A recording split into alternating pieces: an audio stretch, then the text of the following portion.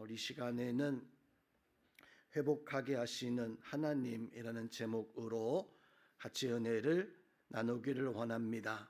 오늘 에스겔서 28장 20절에서 26절까지 말씀에서는 하나님이 선지자 에스겔을 통해서 시돈, 두로와 시돈은 예루살렘 이스라엘과 인접한 도시 국가였었는데, 이 시돈을 향해서 심판의 말씀을 선포하시는 그 말씀이 20절부터 24절까지의 말씀입니다.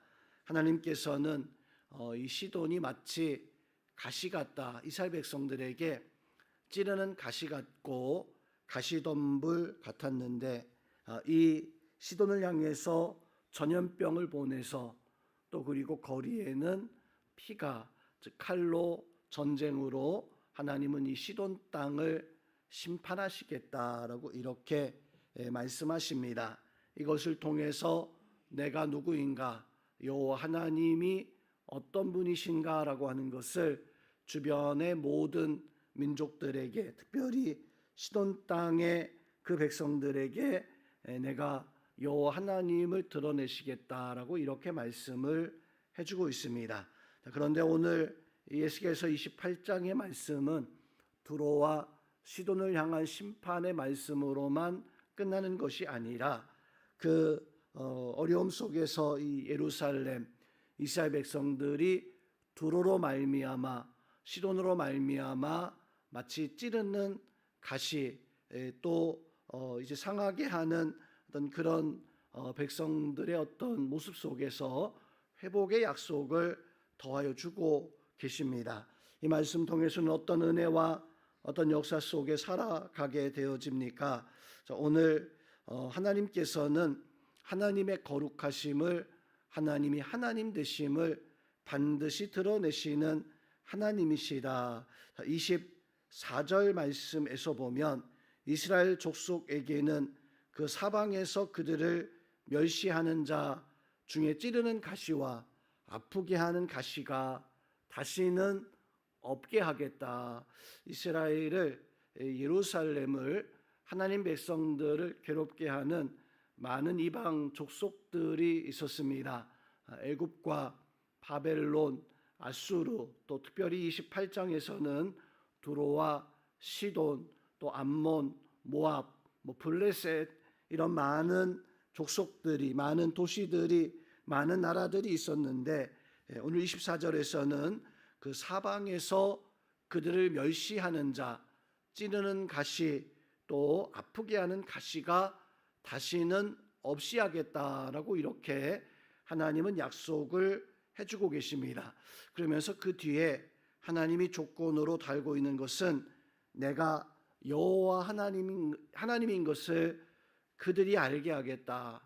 예루살렘을, 이스라엘 백성들을 괴롭게 하는 그런 백성들에게 여호와 하나님이 누구인가를 그것을 알게 하겠다. 자, 이것은 그 백성들에게 직접 하나님이 가셔서 이제 하나님의 어떤 드러내심을 보여주시는 것이 아니라 심판이에요. 하나님께서 그들을 그냥 두지 아니하시고 하나님께서는 그들을 반드시 심판을 하시겠다.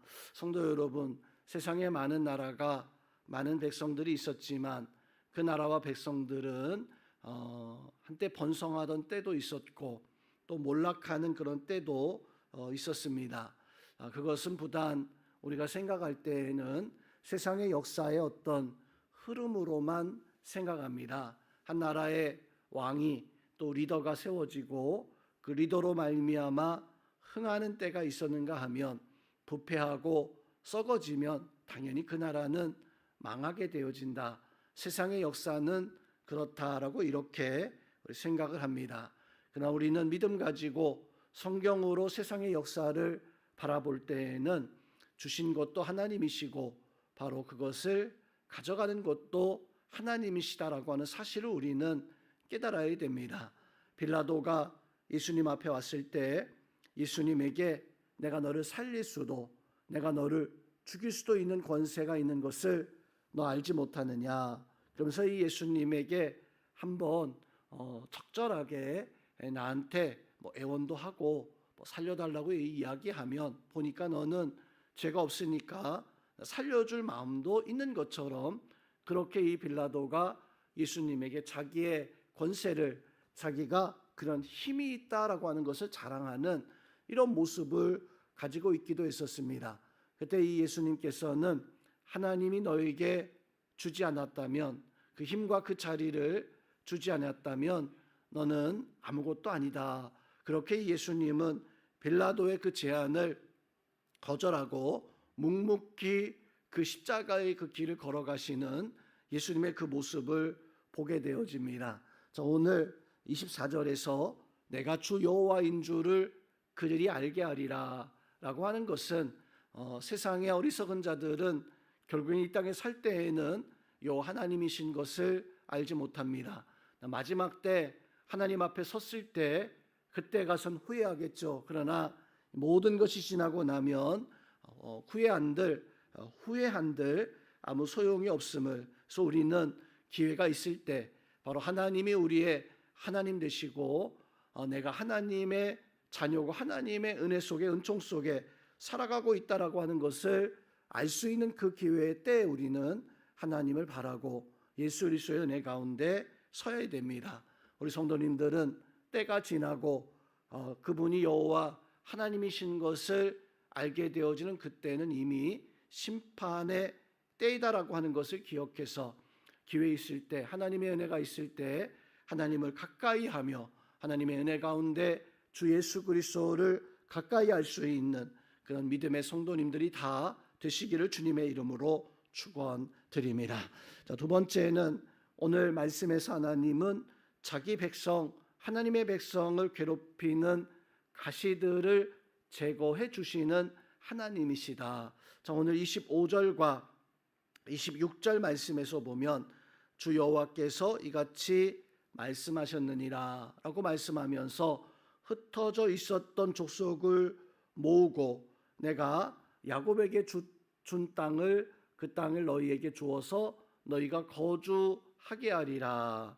자, 하나님은 흩어진 백성들을 모으겠다. 환난 때문에 어떤 전쟁 때문에 어려움 때문에 많은 백성들이 이제 흩어져서 백성들이 흩어져서 세상 속에서 고난과 어려움 속에 살아가게 되어지지만 하나님은 내가 너에게 준 야곱의 땅에 거주하게 하겠다. 성도 여러분, 야곱에게 준 땅이 무엇입니까? 야곱이 형을 아버지를 피해서 이제 삼촌의 집으로 도망을 칠 때 베델 땅에 이르렀을 때 하나님은 이 야곱에게 약속하셨어요. 내가 돌아오게 되어지면 내가 이 땅을 내가 너에게 주겠다.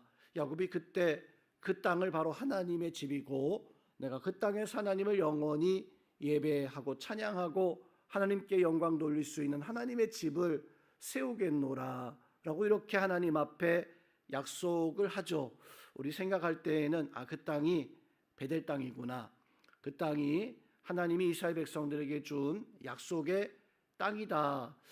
문자적으로 보면 그러하지만 성도 여러분, 야곱에게 준 땅은 저 영원한 하나님의 나라, 우리에게 주시는 약속과 하나님의 구원의 역사입니다. 그래서 오늘 야곱에게 준 땅에 거주하게 하리라 라고 하는 것은 우리가 믿음으로 또 신앙 안에서 살아갈 수 있는 은혜와 은총을 더하여 주시는, 그래서 26절 말씀에서 그들이 그 가운데 평안히 살 때, 우리가 하나님이 주신 야곱의 땅에서 평안히 살 때 그곳에서 집을 건축하고 포도원을 만든다. 자, 이 말씀은 우리에게 육적인 평안에 대한 약속뿐만 아니라 우리 영적인 또한 평안함을 우리에게 약속해 주고 있는, 자, 집은 우리에게 안식을 주고 평안을 주는 곳입니다. 포도원은 어찌 보면 우리가 살아가는 어떤 기반, 삶의 터전을 말씀해 주는 것처럼 보여지기도 하지만 이 포도원은 우리에게 주시는 저 하나님의 나라와 하나님의 축복, 하나님께서 끊임없이 부어주시는 은혜와 은총을 표현하는 그런 말씀이기도 합니다. 하나님 이렇게 우리를 다시금 살게 하시고 회복하게 하시는 하나님이십니다. 오늘 그 하나님 앞에 오늘도 구하고 기도하고 하나님을 의지하고 살아갈 때 여러분의 삶 속에 하나님이 함께 하시고 여러분의 삶 속에 하나님이 세우시는 그 은혜와 역사로 여러분이 하나님의 평안, 하나님의 은혜로 오늘도 기도하는 것들이 응답되어지고 하나님의 도우심 속에 승리하는 믿음의 모든 성도님들 다 되시기를 주님의 이름으로 축원드립니다.